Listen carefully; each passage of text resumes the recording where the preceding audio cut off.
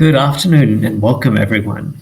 I'm Dr. Rahul Khanna, Consultant Psychiatrist and Director of Innovation and Medical Governance at Phoenix, Australia. I'm delighted to have the opportunity to run through this important and timely session today and appreciate the time taken out of your day to join us here. I'd like to commence by acknowledging the traditional owners of the lands where you're all situated today, and I'd encourage you to take a moment to share this with us in the chat box if you'd like. I'm usually on Wurundjeri land and would like to acknowledge their elders and descendants, past and present, though I do happen to be in Mauritius currently, so I hope you'll all forgive me a bit of sunshine tonight. So Phoenix Australia is a non-profit organisation affiliated with the University of Melbourne. For 25 years, we've been dedicated to reducing the impact of trauma and post-traumatic mental health problems in individuals, work groups, and the community. We're committed to building the evidence and translating knowledge into action to best support you, the people who are responsible for helping others, so that you can continue to provide improved treatment options and better support to trauma-impacted individuals, families, and communities. We're really pleased to see so many health practitioners here today for our Better Outcomes webinar. This webinar is proudly presented by Phoenix Australia's Regional Victoria Trauma Psychiatry Clinic. The clinic, first of its kind, has been created as the result of a partnership with La Trobe Health Services, and in recognition of the unique needs of regional and rural medicine to bring bulk billed post-traumatic mental health services to regional Victoria. We sent you a link to the clinic, about the clinic, in your confirmation email, so you can start to consider it as a referral option in your practice, and we'll also post the link in the chat box now for you. So let me briefly outline how today's webinar will run. Shortly, I'll introduce Ian Whitehead, CEO of La Trobe Health Services, to share a little bit more about the partnership and what we're hoping to achieve. After we hear from Ian, I'll share some insights from the impact of trauma, about the impact of trauma in rural communities and how, as GPs and potentially other clinicians, you might identify and respond to psychological trauma in your clinic. Following that, I'll invite other guests to join us for a panel discussion so we can explore the key issues in greater depth. During the panel discussion, we'll open the session up to you so that you can raise questions about the issues that are most important to you and your communities. As you can see on the screen, there are two boxes below the webinar stream. One is a chat box where you're encouraged to comment and chat with each other by entering your name and clicking join chat if you haven't done so already. The other is a Q&A and polling feature. We encourage you to ask your questions of the panel there, and you can also vote for questions that you see from others. Just simply type your questions, or if you see a question you'd like to vote for, hit the like button. There'll also be a poll at the end of the session, and I'll let you know when this is launched. If you experience any technical difficulties, please navigate to the technical support box at the bottom of the page, and our team will be able to assist you immediately. All right, I'd now like to introduce you to Ian Whitehead, CEO of La Trobe Health Services. Ian's an experienced Chief Executive Officer with expertise in business strategy, change management, finance, and marketing. He's worked in financial services, health, life insurance, property, retail, distribution, and technology sectors. He's the director of Mirabelle Private Hospital and deputy chair of the Australian Regional Health Group. He joined La Trobe Health Services in 2018, and La Trobe Health Services is an Australian-owned, non-for-profit registered private health insurer with 90,000 members across Australia. La Trobe Health also owns Mirabelle Private Hospital, Gippsland's only private medical and surgical hospital. Ian, could I get you to tell us a little bit more about the partnership and the impact this can have on regional and rural communities? Many thanks, Rahul. As you said, we're incredibly proud to be partnering with Phoenix Australia. Like Phoenix Australia, we are a non-for-profit organisation, and at our heart, I suppose our DNA is about supporting our members and the communities that we operate in.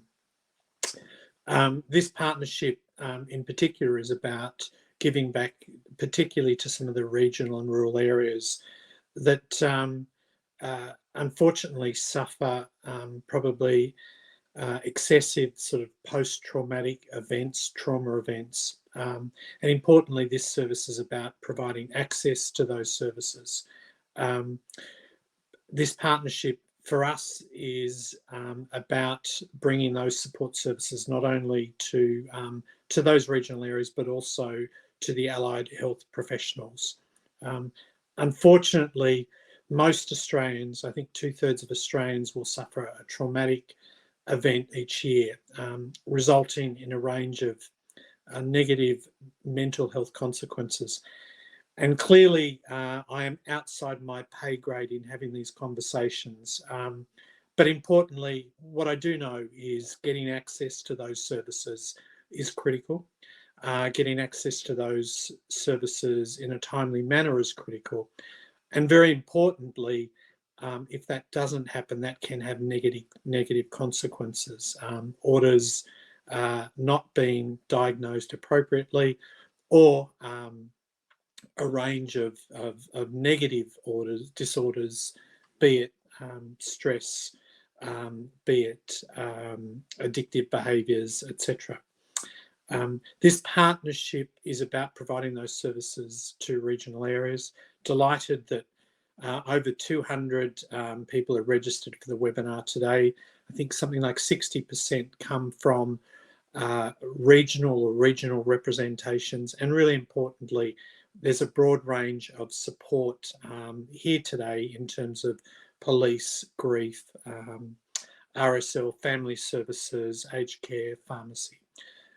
Raoul, we're delighted to be part of this partnership. We're delighted that we can support such an important piece of work and such an important service. And I trust everyone finds the briefing useful, informative, and we look forward to playing a role further in the future. Likewise, thank you so much, Ian, and for your team. It's been incredible working with. I mean, I'll be frank, insurers obviously don't have the best rep in the community, but it has been remarkable working with you and your team on this and other endeavors that you guys have done. All right. Well, look, thanks everyone for. Without further ado, I might launch into some of the discussion today. And I'll try and keep this formal part a bit brief so that we do have some time to really shape the presentation in the direction that the audience would like. So without further ado, I'm going to kick off. Slide, please. We're going to start really by discussing a bit of the background to trauma and post-traumatic stress disorder, or PTSD. I'll run through some of the revised national PTSD guidelines, which we produce and have been updated within the last 12 months, and touch briefly on some emerging approaches that sit sort of outside the formal recommendations, and close off really with an outline of the new service we're launching. So, starting at the basics, the word trauma really just means to wound, and for our purposes, it's a psychological injury affecting our mental health and well-being. Now, many different events can be experienced as traumatic, including single and isolated events, like motor vehicle accidents, involvement in a violent crime. Alternatively, events can be chronic, repeated, and prolonged, like childhood abuse, family violence, conflict, and others. But importantly, beyond this kind of textbook definition, traumas are really intensely personal. There's no sort of objective scale with, minor traumas or large traumas or at the other end. And often people find, even those who've worked in careers which involve a lot of trauma exposure, that the one that so-called kind of breaks the camel's back is often not something that others would say was the most extreme thing to happen to a particular individual, but is one that, for whatever reason, has been particularly salient to that person. Whether it be involving a child of a similar age to their own, or something along those lines, or just being around some of the factors that were occurring in the life of that person at the time in which an incident occurred. So it can be a very personal experience. We skip forward. It is, however, as Ian already flagged, an incredibly common experience. So a good 3/4 of Australians will experience at least one potentially traumatic event that ticks kind of the textbook definition I flagged earlier in their lifetime, and most will report having 2 or more. Traumatic events can be experienced directly or indirectly, so-called vicarious trauma. And some of the most common are the sudden death of a loved one, or seeing someone badly injured or killed, experiencing family violence, sexual assault, or being involved in a life-threatening car accident, as well as childhood abuse. While most people experience significant distress in the immediate short-term aftermath, most don't actually go on to develop a trauma-related mental health condition such as PTSD, depression, anxiety, or substance use. So in fact, I mean, it's perhaps not an only, but only around 15 to 25% of those who do have such an experience will develop PTSD. And in any given year, and this figure's been revised up recently, about 5.7% or just a bit over 1 million Australians will have PTSD. So this makes it, and this stat often surprises people, makes PTSD Australia's second most prevalent mental health condition. And for most people, it's comorbid with other problems such as anxiety, substance use, or depression. But if we skip next. But regional and rural communities, I think, as the 60% of you here would know, face sort of some additional challenges. So certainly some of the statistics and estimates suggested that the regions face double the national prevalence of around 10%. And obviously, we're not all coming into these situations on an equal footing. So there were already a background of high rates of suicidality, alcohol use, domestic violence, etc., in regional and rural communities. And more importantly, the types, in addition to some of those common traumatic experiences that I described above, there's also a far more disproportionate exposure to natural disasters, which of course is increasing in severity and frequency. And that kind of what we call compound trauma or cumulative trauma of multiple exposures at the same time does increase risk dramatically. So in that sort of third dot point there around some of the statistics around the 2017 New South Wales floods, showing that the odds ratio, so the odds of getting a diagnosis after trauma exposure, increases dramatically the more ways in which you've been exposed to the disaster. So, for example, the first figure there, you may have had, a room of your house inundated. With the second, it's also involved your partner, and various other layers. So with 5 exposures, people were 32 times more likely to develop a diagnosis compared to just 1. And although the connectedness that folk in regional communities often have, or rural communities in particular often have, can be potentially protective, the nature of natural disasters often is that it affects the whole system at the same time. And that also brings with it some economic fragility. And of course, to cap all of that off, and the thing that we hope to tackle really with La Trobe support is the reduced access to care, which through various clinician and other shortages mean that all of this is felt much more acutely in regional communities. We can skip. So in terms of folk actually presenting to your clinic, there's a range of options for screening. Of course, having been to this webinar, I hope it'll be more front of mind as you speak to people. But of course, people come in with symptoms and difficulties rather than a diagnosis. So people often come for help speaking more about anger that's resulted in strains in relationships or jobs, or alcohol use, or relational strain due to not being able to be as active in the community. And often folk haven't really drawn the link themselves between their traumatic experiences and the difficulties they're experiencing. So it is a matter of fishing a little bit in terms of being mindful that this could be a factor that's playing in on things, and trying to draw folk into a conversation. So there are some formal tools that you can use, such as the primary care PTSD screen, which is sort of 5 questions that clients get asked, and you can just find that on Google or on our website.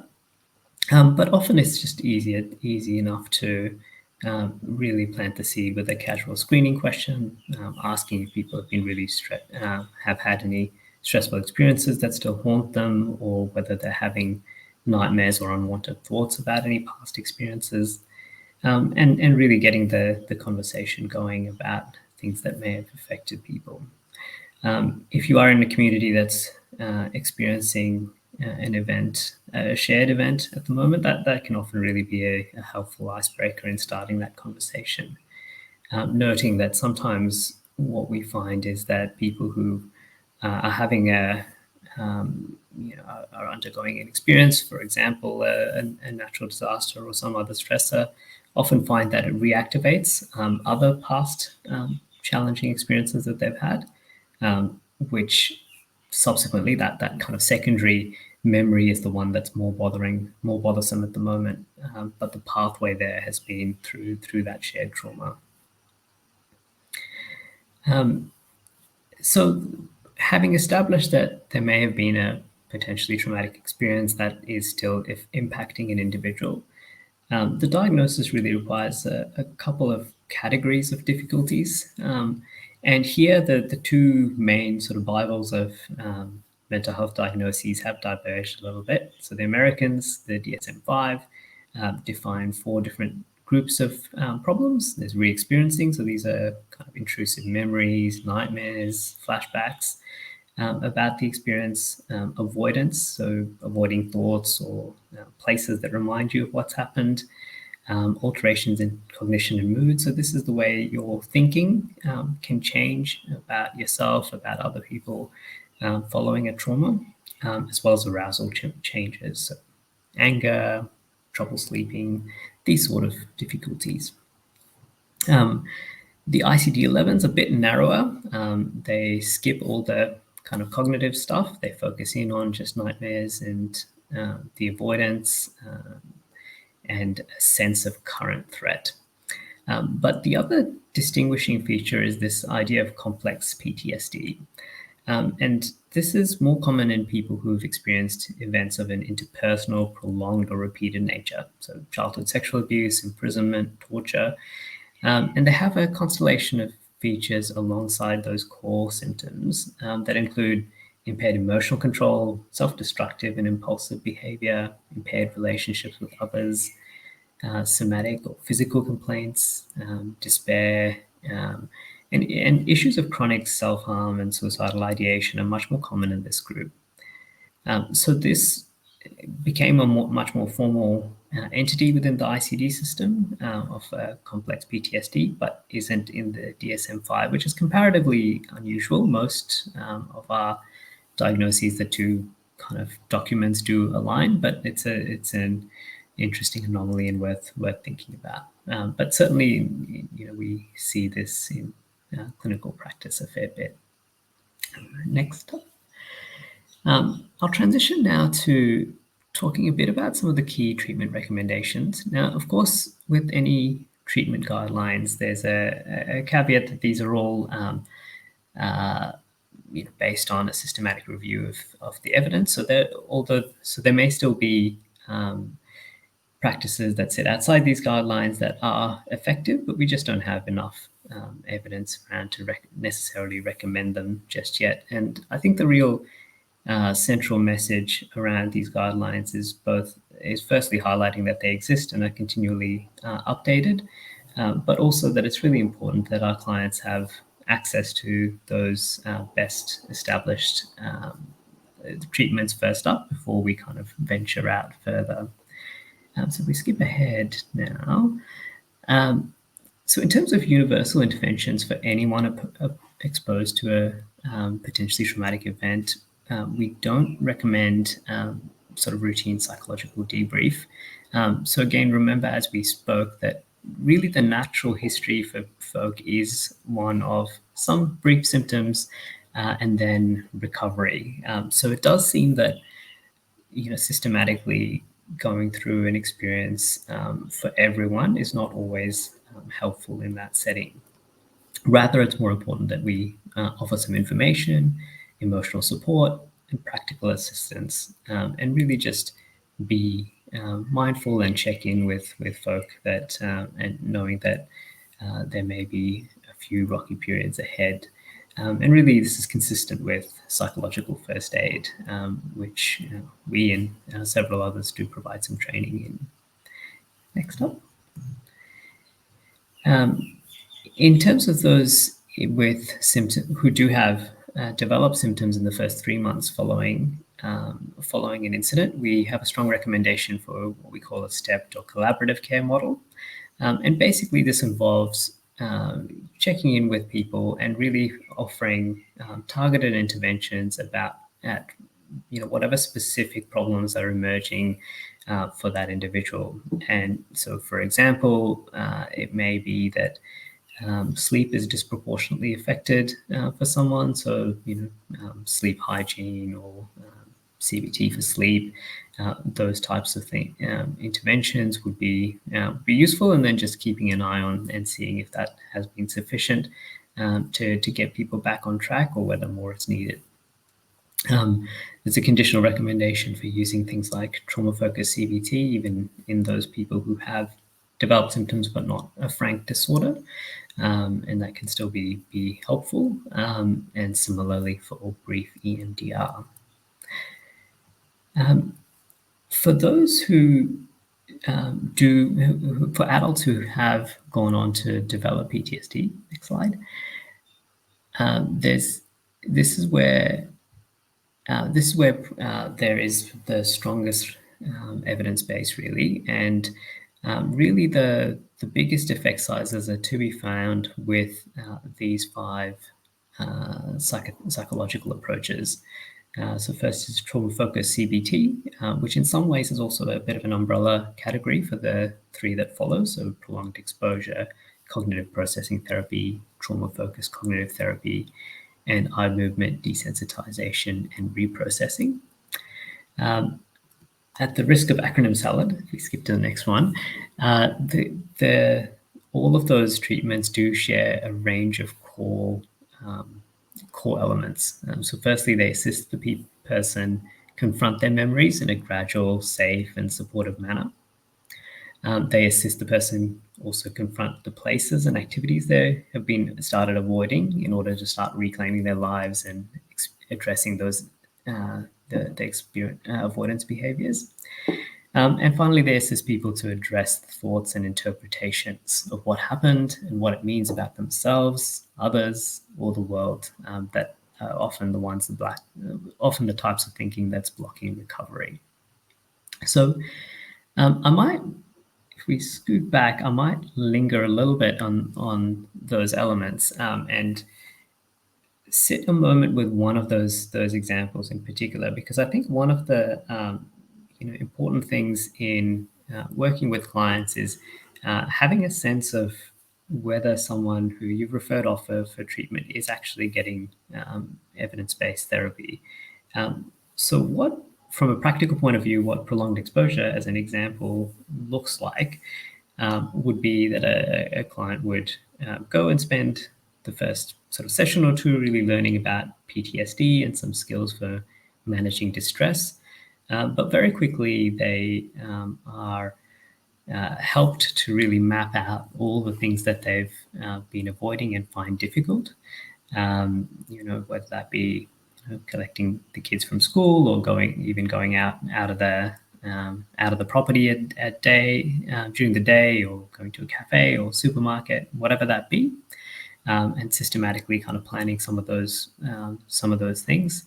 That tends to form the basis of a set of tasks that people do to address some of the avoidance that they've been leaning on as a result of their symptoms. They also, during sessions, will be encouraged to find one of the core traumas that's bothering them, and will be encouraged to talk about that trauma in great detail, and recorded, and then between sessions which occur weekly, they'll be encouraged to listen to those descriptions and really start processing some of the thoughts that they bring up and some of the ways in which it's affected them.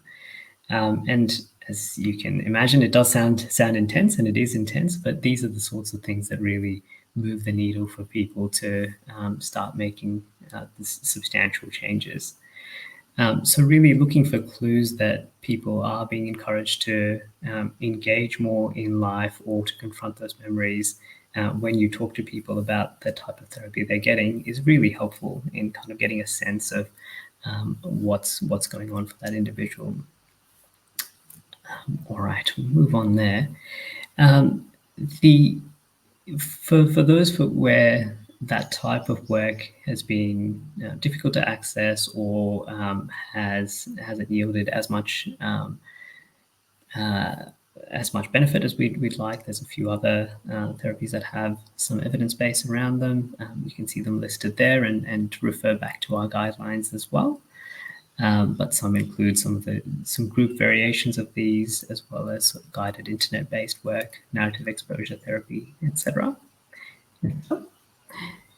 In terms of children and adolescents, the similar themes really apply. So within the first 3 months, again, we advise against routine psychological debrief, but a bit similar to adults, there's evidence behind child and family traumatic stress intervention. So this is really an intervention that aims to increase and bolster family connectedness and coping skills in preference to supportive counselling. For children and adolescents who do develop PTSD, again, the recommendation is really around trauma-focused CBT, delivered to the child or adolescents, but with the inclusion of the caregiver wherever appropriate, as well as some EMDR. In terms of pharmacological interventions, the key message really is that the psychological work is where the biggest, next slide, that the psychological work is really where the biggest effect sizes are. And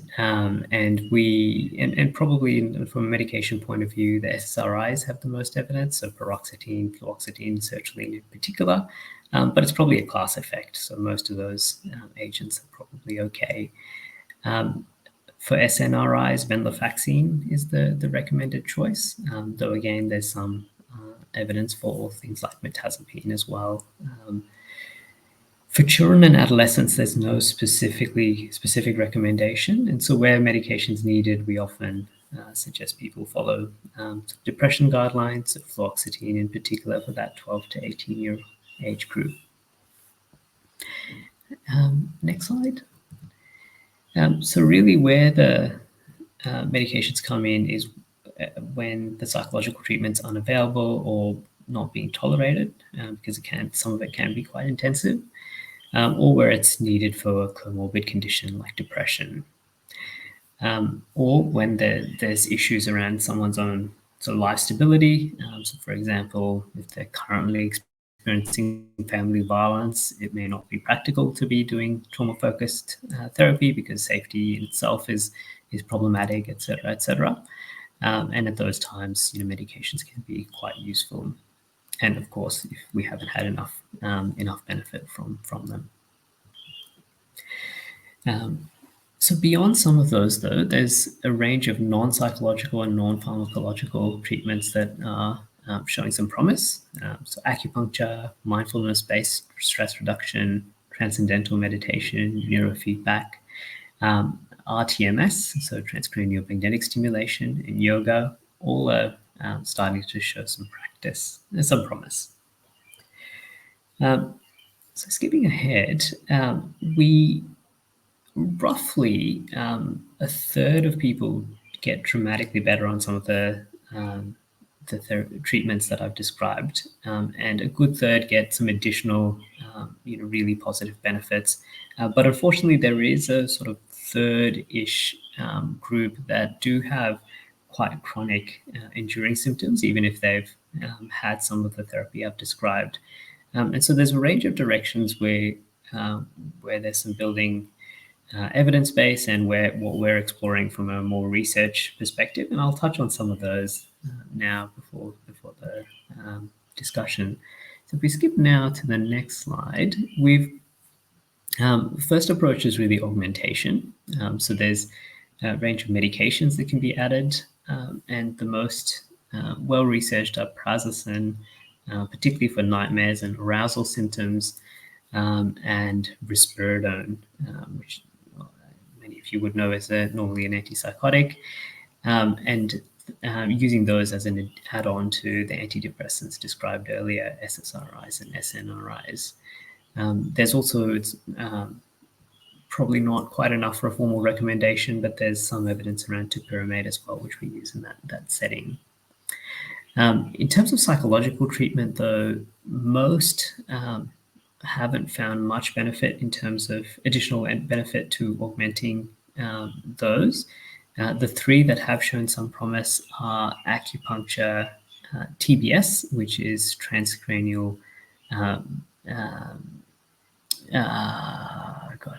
theta burst stimulation, which is a form of TMS, and exercise, all three of which, of course, have a different mechanism to the actual therapy that you're giving, and therefore that's probably the theoretical reason why they're emerging as a better option than some of the other studied. But that's been exciting for us. So next up, there's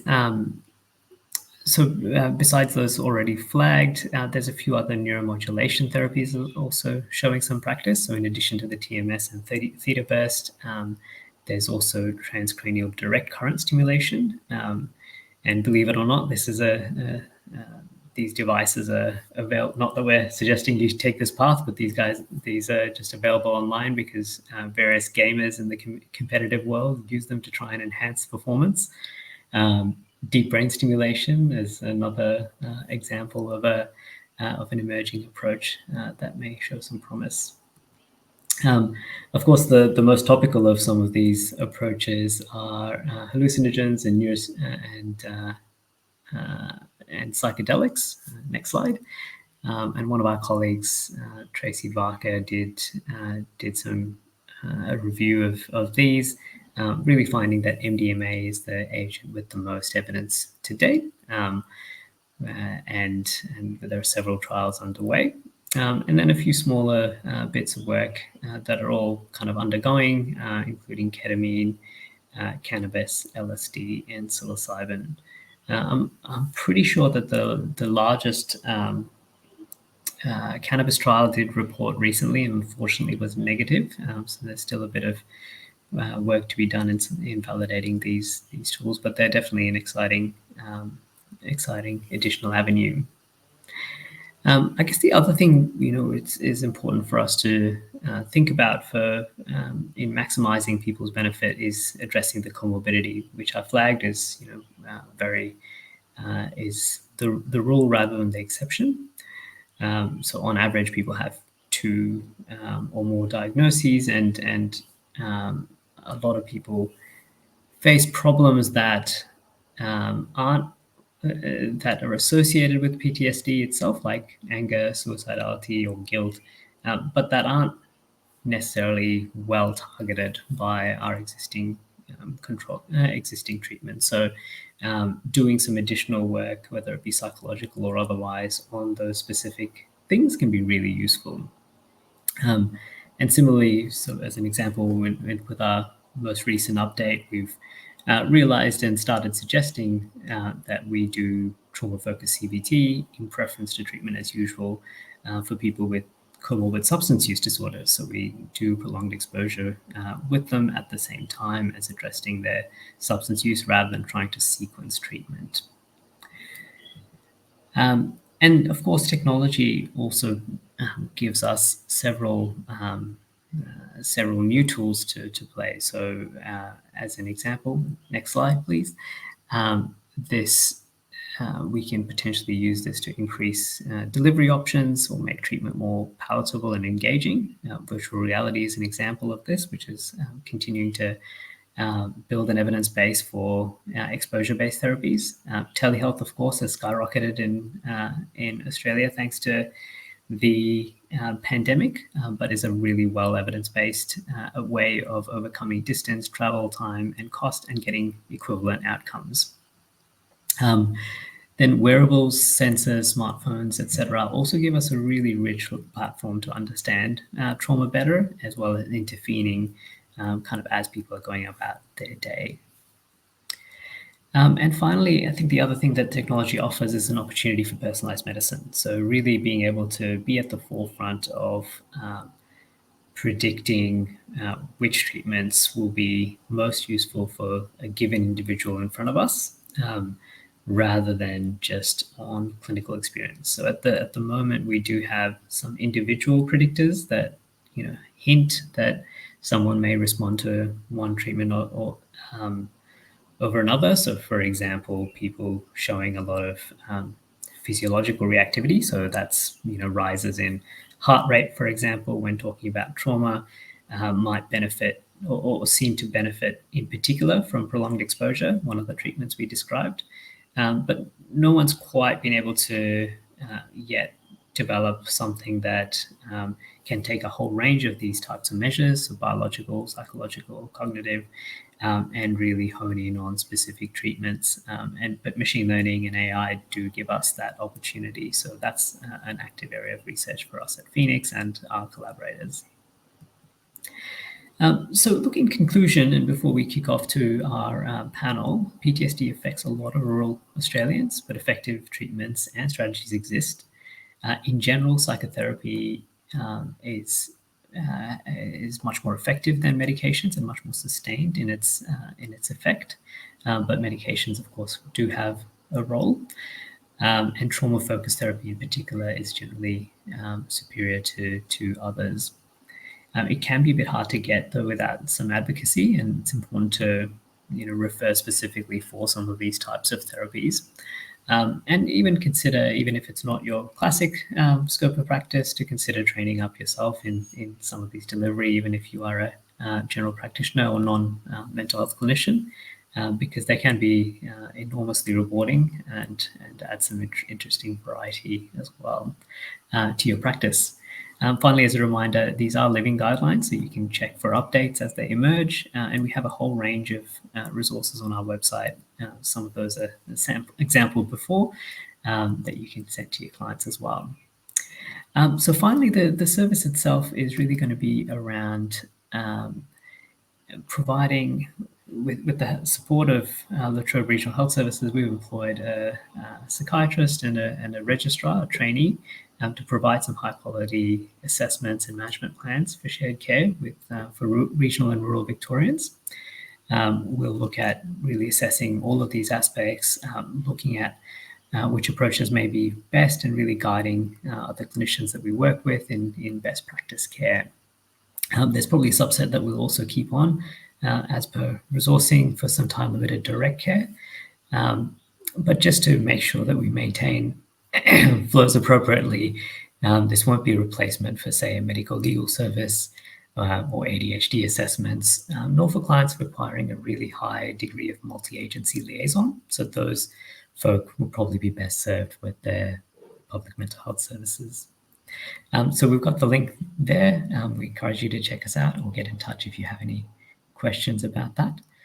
But now it's my pleasure to introduce our panel. So moderating our panel discussion today is going to be Dr. Kyle Agrawal. Kyle is an experienced GP and has worked extensively in digital health, having recently been senior physician executive at Cerner Corporation. Apologies, I'm losing my voice. I'm also pleased to introduce Jane Nursey. Jane is a clinical neuropsychologist and head of clinical services at Phoenix, Australia. She's worked in public acute mental health services across Melbourne for more than 20 years, including with child and adolescent age services. She's coordinated a treatment service for bushfire survivors following the February 2009 fires, has published on the bushfires, academic and other impacts on children and adolescents. She's got a strong background in policy and service development, advice to a range of Commonwealth and state government departments, high-risk industry, education and community support services. And we welcome Dr. Olivia Metcalf, Senior Research Fellow and Behavioural Scientist at the University of Melbourne. Olivia is an emerging international expert in novel interventions for the treatment of PTSD. Her program of research focuses on digital health, including leveraging smartphone, wearable, and sensors, and other digital technology to better assess and treat physical and mental health conditions. And for the discussion, I'll also move from host to panel member. Thanks, Kyle. Thank you for that. So as Rahul mentioned, I'm Kyle. I'm a Victorian GP, and I'm very pleased to be moderating this panel portion tonight. Now, for the audience joining us, please feel free to pop your questions for our speakers in the Q&A chat box. We will address them at the end. You can actually also like any questions that you see and upvote them as well. So to kick off our discussion, I wanted to pick up on the themes of evidence-based treatment, which is important to us as clinicians, and also the theme of trauma from a digital perspective. So to start off, can the panel please talk to us about how, perhaps on a practical level, how us as referring clinicians can ensure that the treatment our clients are receiving are actually evidence-based treatments and interventions such as the ones that Rahul has discussed earlier. Perhaps, Jane, did you want to take this? Sure. Look, I think the first thing is really getting yourself educated about what those treatments look like, really understanding the step care approach that Rahul went through, understanding what the different interventions at those different levels look like, and becoming familiar with particularly the level 3 interventions, which are the evidence-based cognitive behavioural treatments for things like PTSD and depression and anxiety. I think also educating the clients about those, understanding what's involved in them, encouraging them to ask questions of you and your therapist and their therapist, their psychological therapist, about what's involved in treatment, how long will it take, what might happen, what are the side effects, those sorts of things. So really, and there's lots of information on the Phoenix website about that. The Disaster Hub in particular has some really fantastic fact sheets and handouts that you can give to clients about that. I think the other thing is, get involved in perhaps things like communities of practices locally. The MHPN run a number of community of practice groups around trauma and mental health more generally, and just being able to liaise with a range of different colleagues in understanding what's out there. Because I think the really other important factor here is understanding what's available in your region. Who are the practitioners who do practice those evidence-based treatments? Getting to know them so that you're feeling confident in referring, and wording up your clients to be asking the right questions of those therapists if you're not that familiar with them as well. Doing some training yourself in one of those at least, so that you do have an in-depth understanding about what that looks like. And there's lots of online training in those 3 different levels of interventions available. We offer some, certainly other places offer some as well. So I certainly recommend going to the Phoenix website as a first starting point for that education. That's going to be really important. Thank you, Jane. Yeah, we'll have to check that one out. Anything else from the other panelists? No, I must say though, I did, riffing on Jane's point, I mean, you don't have to learn them all, but even tackling one, I found enormously helpful in just giving shape to the others as well. They do have a lot of strong themes, and there's nothing quite like having a taste yourself in order to guide people. I think even the understanding around trauma reactions and what trauma looks like, what the reactions look like, what's the timelines, and trauma-informed care approach to supporting people is also just really important from that point of view, even if you don't take it further than that. Fantastic. Thank you. Next question. So we're aware that a known benefit of digital health is the ability to reach rural and remote communities. Can the panel talk to our audience about what, as clinicians, we can look forward to in terms of any up-and-coming digital interventions for trauma? Do you want me to take that? That'd be great if you want to, Olivia. Yeah. Thanks, Kyle. Yeah, so acknowledging Rahul's point earlier about the innovation that we've seen as a result of COVID has resulted in telehealth and telemedicine really taking off, and that's been so valuable to rural and regionally located Australians affected by trauma. And I think the other point of something that we already have is many good evidence-informed or even evidence-based apps in terms of, pocket psychiatry that are available for free on app stores currently that support a range of common post-traumatic mental health issues, like Rahul was mentioning, like sleep disturbances, other, mood dysregulation, other sorts of issues like that. So they're out there, and I think they're available now, which is great. On the horizon, I think, again, Rahul touched on a lot happening around wearables and other sorts of sensor and smartphone data. I think their value is that a patient can be located many hundreds of kilometers away from a practitioner, and you can collect really rich data around prior to coming into treatment, to personalized treatment. You can also monitor and track treatment response for an individual and adjust a treatment accordingly based on that. And you can also just detect deterioration in symptoms. So, for example, there's some preliminary work being done around suicide risk monitoring remotely using these sorts of technologies. And that's really exciting because I think, again, for rural and regionally located Australians, clinicians having access to rich data about their symptoms in their home is really valuable. But then we're also seeing those kinds of technologies being used as interventions themselves. So one example might be Nightwear, which is a product that's being tested in the United States at the moment and is available there commercially. And that's a wearable device that's used to treat nightmares, which is a common feature of post-traumatic stress disorder. So fairly cheap, easy to use technologies that can be used as treatments themselves to augment first-line treatments.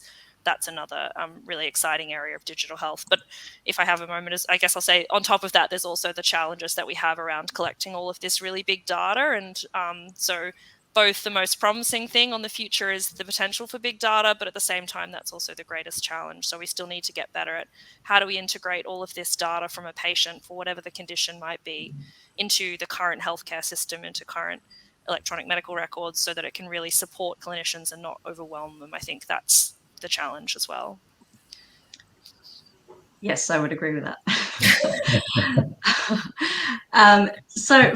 Thank you, that was a really good answer. For the panel more broadly, can you suggest, we've got about 10 more minutes to go, can you suggest any practical tips that we as clinicians could consider in the management of trauma? Rahul, did you want to go? Go on, you're right to start. Jump in. I do think becoming familiar with guidelines is really important. And I think that's a very different experience these days to what it used to be, where it was just, you had to go and get a book from the library or, and have this huge manual in front of you and flick through it. It's a living guideline on a website. It's actually very easy to navigate. It's quick to read through the key recommendations. And I think being able to, it's very easy to stay up to date with that. It gets updated on a regular basis. So I think that just keeps you in the loop, and it's something to be very familiar with. I think also consider using some outcome measures in your work with your clients. Something simple like the K10 or the DAS or the PHQ-9 or something that's just monitoring symptoms. And so you're getting they and you are getting some feedback about progress and whether or not the interventions that they're engaging in and that you're recommending are actually helping. And then I think finally that idea of engaging with peers and remaining up to date through your communication with peers and learning from each other, seeking supervision and support with each other can just, again, help you feel much more confident and aware of what's happening out there. Yeah, that's great. I mean, I think the key message for me also would be to not be scared of trauma or PTSD. I think, because our clients are so frightened of the experience of talking about it or mentioning it, it can be tempting to also sort of buy into that a little bit and not want to kind of distress people. But the reality is that, a lot of these folk are being reminded on a daily basis or being tortured on a daily basis. And, it is important to start having that conversation. And it really is very key to recovery. I definitely echo that comment about outcome measures as well. It can be really transformative to your practice to engage and partner with clients in their own sort of curiosity, really, about this and about their own progress. Fantastic. Anything else? It might be good to just skip through the questions now, I think. Yeah. Yeah. So we'll go to the audience questions. Justin Frost, thank you, has asked a few really good questions. So if we start off with the first one, let's see. What's the best approach in dealing with stigma and how it impacts treatment seeking? At risk of sounding like a broken record, I would say education, normalising their symptoms, normalising the impact of trauma and how it affects our thinking, our physical health and our psychological well-being.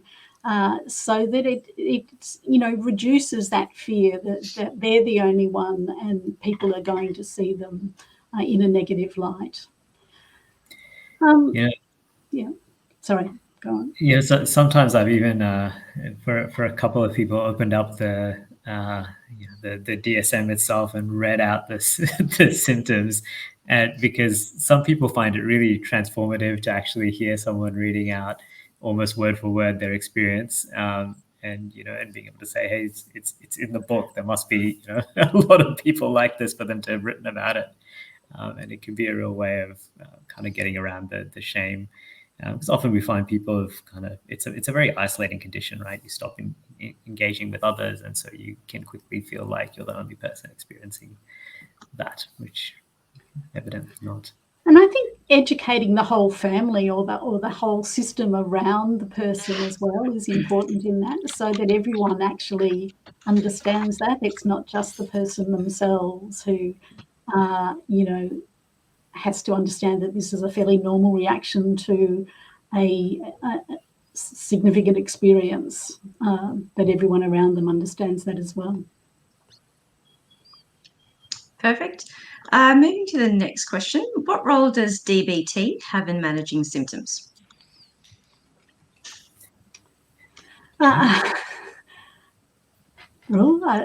Sure.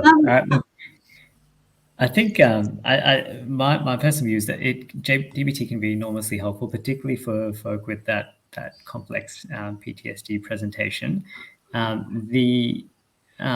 I said earlier, there's some of the but for those core symptoms around re-experiencing and things, the trauma-focused therapies do have the most runs on the board. So it's often not a case of either or. It's often a case of both and sequencing appropriately.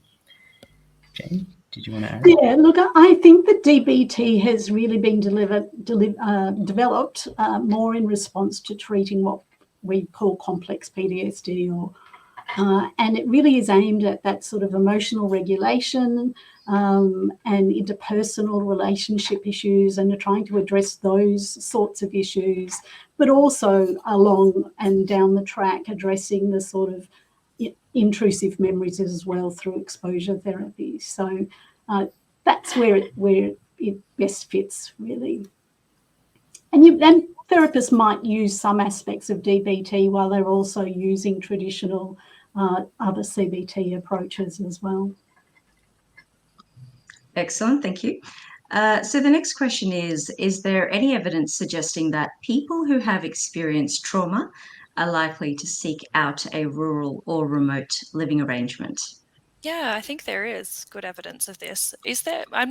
Don't quote me on this, but I think it goes two ways in that people who have PTSD have, avoidance and social withdrawal often, and PTSD tends to be quite chronic, and there can tend to be kind of a deterioration of social connectedness as a result. But on the other hand, we also know that lots of folk who are living rurally and regionally are at greater risk of experiencing natural disasters, greater risk of experiencing maybe family or domestic violence, greater risk of experiencing homelessness or poverty and other sorts of trauma-related events. So I think it can be a double whammy for folk living in that. Do you agree, Jane and Rahul? Yeah. Totally. I think so. I think, yes, often they are more likely to experience trauma, but also, you know, people want to avoid other people when they've had a trauma. They want to be disconnected to some extent. Yet we know that actually promotes the symptoms, though, or certainly makes it more difficult to treat. So, yeah, totally agree, Olivia. So perhaps we have time for just one more question. The final one is, what would orgs moving towards digital health need to be aware of in terms of managing and mitigating risk when rural clients have little crisis support available? Yeah, do you want to answer this, Jane, or I can say so. I think we don't know. I think the digital health field still doesn't know how to answer this, and there is some work around. For example, if we're doing suicide risk monitoring, how does that look if the person is responding with high level of suicide risk? How do we support that from the clinical perspective? And I think we've only got that solution. We're still trying to engineer that solution for a city-based situation, and how to engineer that for a rural and remote. We're still steps away from that, but I'll leave that to the clinicians in the room to also comment on. I do think it's about the therapist needing to be extra vigilant, really, about the signs of risk and perhaps being engaging in risk assessment on a more regular basis, being really clear about what the plans might be to support person in crisis, who they're going to call, have some sort of communication happening with those people so that they can put it in place fairly readily as well. But it is a risk, but to some extent, without telehealth, before telehealth, a lot of people couldn't access support at all.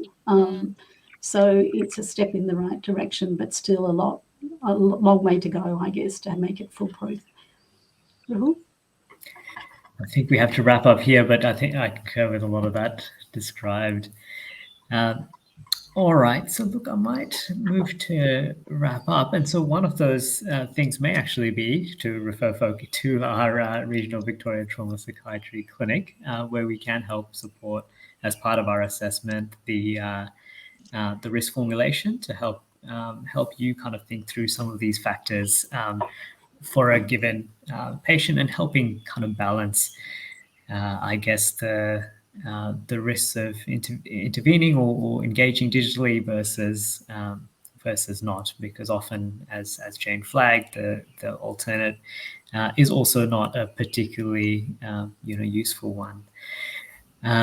All right, so this clinic was created to service the unique needs of regional and rural medicine, and we'll be offering that bulk billed care here, particularly focused on that kind of expert assessment, formulation and guidance around treatment.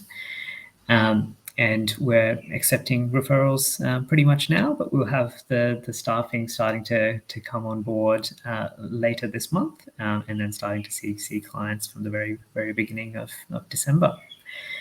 So thank you again to La Trobe Health Services for making that available. Finally, the other key resources, as we've been flagged a few times, is really the Australian PTSD guidelines.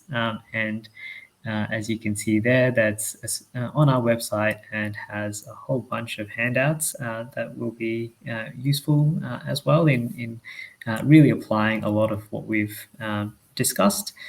These guidelines were based on the best available international research and have involved both researchers, practitioners, and people with a lived experience of trauma. And finally, thank you, really. That is all we have time for today. The poll is now live, which you can access in the Q&A section below the video stream. Please fill this out for us. It helps us help you better. and it'll only take a minute or two, and the feedback helps us improve. Thanks again to Kyle, Jane, Olivia for sharing your valuable time, insights, and experience. And thanks, Ian, for joining us and for your organization for helping make this all possible. We'll look forward to seeing you all again. Thank you so much. Thanks, Rahul. Thanks, Kyle. Thank you.